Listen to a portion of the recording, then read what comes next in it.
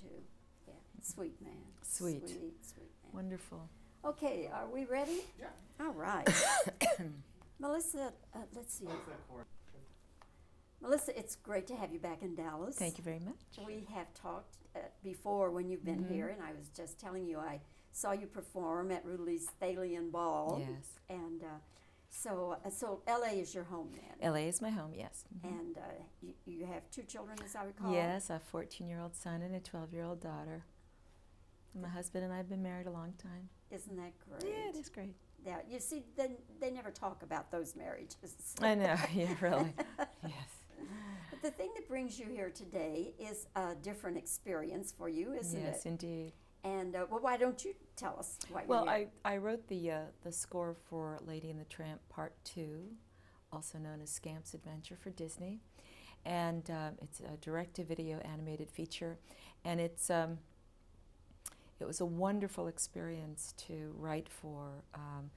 I was paired up with Norman Gimbel as our lyricist, and he and I were brought in to the creative meetings from the very beginning. We were presented with a first draft and had the opportunity to spot where we thought the songs should be and musicalize some scenes entirely. And it was great. They really they gave us directions, but they really let us create a musical score, you know, without forcing it to sound too terribly current and synthesized.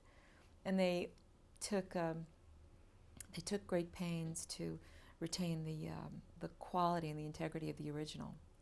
They brought some of the original animators out of retirement to supervise the animation, so it has that beautiful, lush quality that the original had.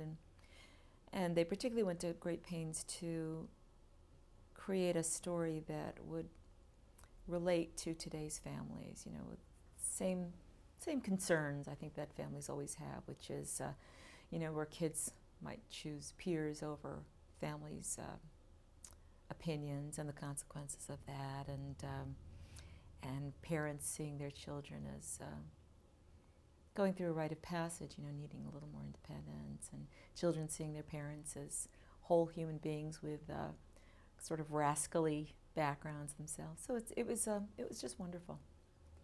I suppose the most memorable scene in the original Tramp movie was the spaghetti scene. The spaghetti scene, yes. Yes. Mm-hmm. And we have a spaghetti scene in this one. Yes, you do. You do.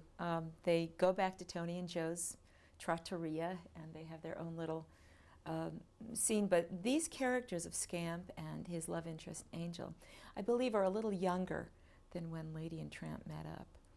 We figured that Scamp was about 13 or 14 years old, which really informs the music, because when you're writing for a 13 or 14-year-old, the music is a little more energetic and jaggedy and jumpy and all of that. And the love songs would be not quite as deeply as romantic. They'd be a little on the naive side, obviously. So yes, they have the spaghetti song and all the rest.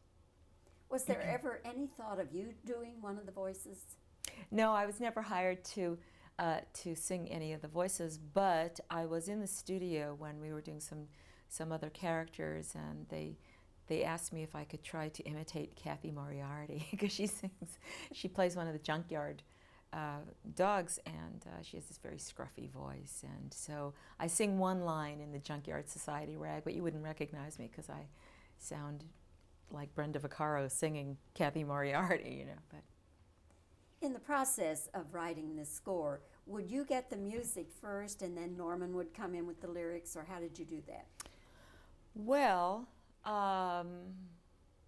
we would talk about the scene and come up with an idea for a title. I'm trying to remember. Sometimes Norman would have a set of lyrics that I would set. And sometimes music just came to me whole, and then he would set lyrics to that. As a singer yourself, is there any particular writer that just anytime you saw a song by that writer, you wanted to do it? Well, you mean of contemporary writers or writers both. in general? Well, I grew up listening to Ella Fitzgerald singing Gershwin, Judy Garland singing Harold Arlen, and Johnny Mercer and Ira Gershwin, and there's such a cornucopia of great American songwriters that really created. When Rodgers and Hammerstein were writing, they were modernizing a former style, an earlier style of Jerome Kern or even Stephen Foster, and there was a great wealth of writers to learn from. Do you find any contemporary writers who are writing things that you really love singing? Well, there are writers whose work I really love, and I would certainly consider singing their work. My friend Beth Nielsen Chapman is a magnificent writer, and she's also a magnificent singer, so I love to hear her sing her own stuff. But there are wonderful writers. Paul Simon is still an amazing writer. Stephen Sondheim is certainly an amazing writer, and because the pop world has changed so much, and the technical aspect of record making is such a profound element of records. It changes not only what you're listening to, but how you listen, because you're hearing the effect of technology sometimes before you hear the song. And because of that, sometimes the writing is, it's not as good as Harold Arlen, but there are some fine writers around. Well, and so much of the time you cannot decipher the lyrics. No, that's true, and a lot of times, music is just, they're very short phrases and they just repeat, so it's sort of hard to listen to it. And I know, and that's why the great writers last, because they've given you greatness, and greatness is satisfying on a very profound level, and it helps us listeners. It helps us to have our lives narrated, and songs help us understand our lives. It helps us capture important moments, and makes this journey a little more bearable. Were you surprised at the success of the Beatles' one album? I was delighted at the Beatles' one album success. I didn't think much about whether it was going to be successful or not. I mean, everything that they'd ever touched was. But, the thing about the Beatles is that they were so incredibly talented and wrote such great songs that I'm delighted that people still connect with them, really. And a whole new generation. Absolutely, absolutely. When my kids were little, we made sure that they heard the Beatles among the classics, and, so they understood what they were and who they were and the music that they wrote. Of the 5 songs that you wrote for this film, which one did you write in the least amount of time, and which one took the most time? Oh, that's an interesting question. Well, the one that we fought for was called Always There, which is close to the end. And that really is the song that sums up what this whole movie is about, which is, it's sung by the 4 principal characters, Tramp and Lady and Scamp and Angel, and they are in separate places, and they're singing about what a family means to all of them. And I think one of the reasons that I find the song so affecting is because the movie is about the value of families in all of its configurations. Families come in all shapes and sizes these days, but they're all valuable, because hopefully they're teaching children to be compassionate.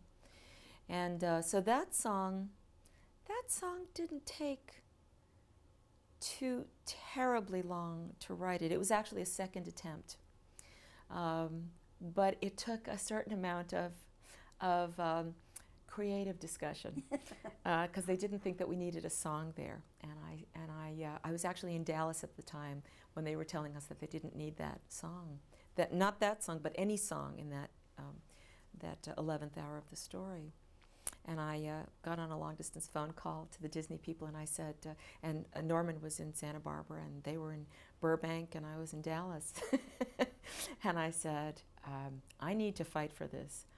You need to hear me. I said, in all theater, there's always an 11th hour song which helps sing the resolution and underscore what the whole evening was about anyway.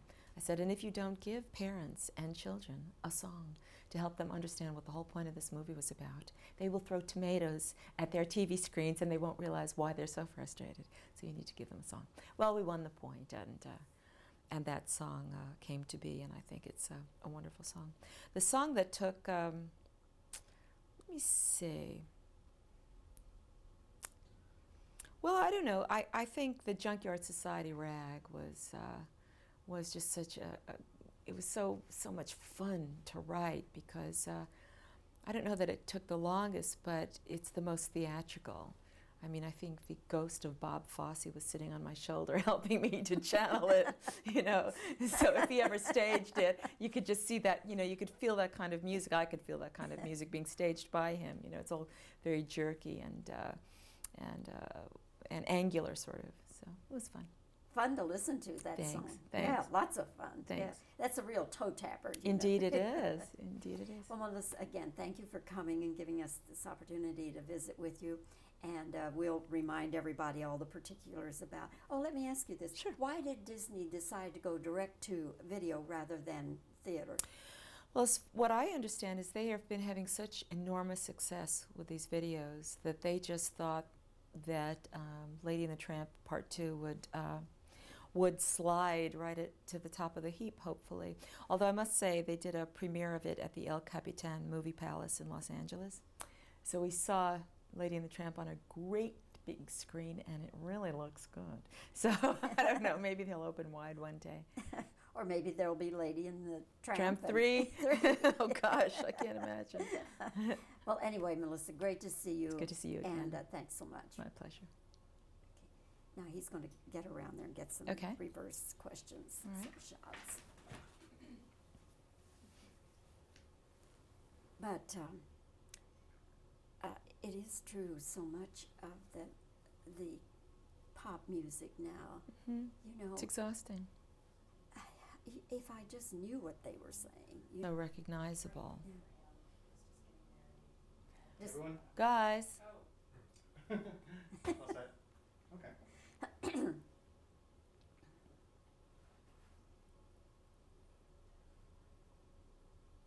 in the process of writing these songs, would you write the music first and then Norman would come in with the lyrics, or how did that work? sometimes it was me first, and sometimes it was Norman. Although it was interesting when Norman was writing the lyric, we would we just kept honing it, you know, because Disney informed us of what dogs would say, what they wouldn't say, what they would sing. Okay. That was very odd. Boy, they really know that stuff. The Disney people, you know. Yeah, they do. Was there ever any thought that you would do one of the voices? I wasn't even asked. Okay. Let's see. Of the 5 songs, which one did you write the fastest and which one took the longest? Well, the fastest one, I think, was Always There, which is the one that sums up the movie. Okay. Let's wait till that goes. Yeah, we're right in the love field traffic Yes, pattern. right. I'm surprised that one hasn't gone by before this. Okay. All right. Oops, hang on. Okay.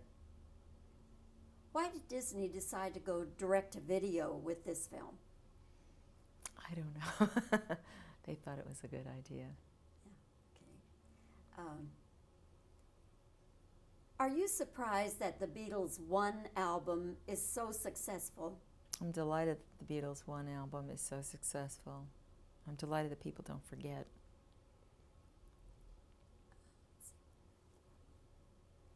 Of all the music you have sung, is there any one composer that appeals to you more than others? I'd like to do a songbook of all the great American composers, just like Ella did. Okay, I think that's got it. Did you